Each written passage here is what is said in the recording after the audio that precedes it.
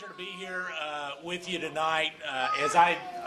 I'm a conservative Christian businessman from Jackson County, as well as the other candidates. We're putting unbelievable miles on the car, and we know that one of the great problems we face is price of fuel.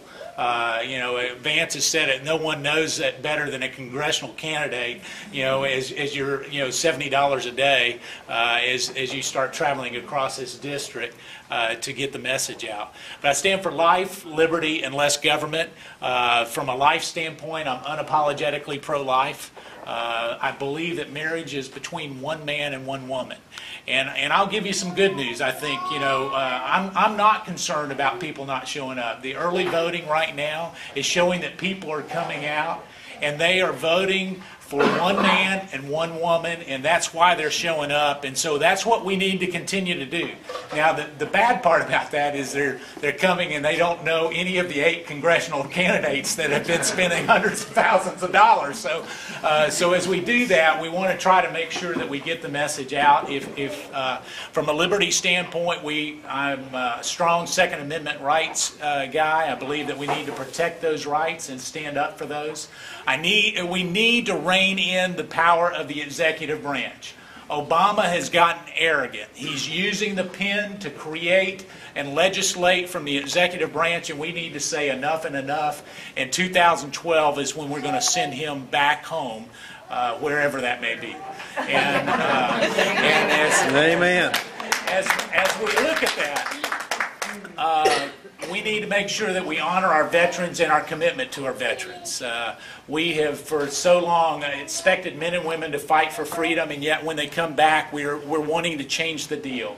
And that's not the America that I've grown to love and appreciate, and we need to make sure that we stand up for that. From a less government standpoint, we need to cut taxes, cut regulation, and those things will actually help create jobs. We have a 4-point plan to create jobs that I won't go into tonight.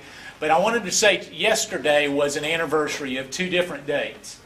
And they really signify 2 different things. Yesterday was the anniversary of the shot heard around the world, where truly a nation was birthed because people were willing to stand up and say enough is enough. And I see that same courage happening all across our country and certainly across this 11th congressional district. But it was also the 2nd anniversary of something else. If you remember, there was an oil spill in the Gulf of Mexico. And yesterday was the 2-year anniversary, and it was going to annihilate the Gulf, and we will never see things like they ever were again. And the environmentalists were telling us, for 30 or 40 years, you will be reaping the unbelievable bad benefits of that. And yet, what they said was not really the truth. And so what we need to do is have a sound energy policy that allows us to go ahead and drill, whether it be in ANWR or offshore or onshore, tap our natural gas resources. We've got one of the largest in the world in North Carolina, and we need to go ahead and tap those. There's a silver bullet. It will take gas prices, as it did in 2008, from $4.20 then to $1.61 in 6 months. If we said we were going to drill, it would do the same thing tonight. You talk about real relief for the average and middle income working family, that will do it. We need to do it and make sure that we do it now. Thank you. I ask for your support. I ask for your vote, and it's a pleasure to be here. Thank you, Mark.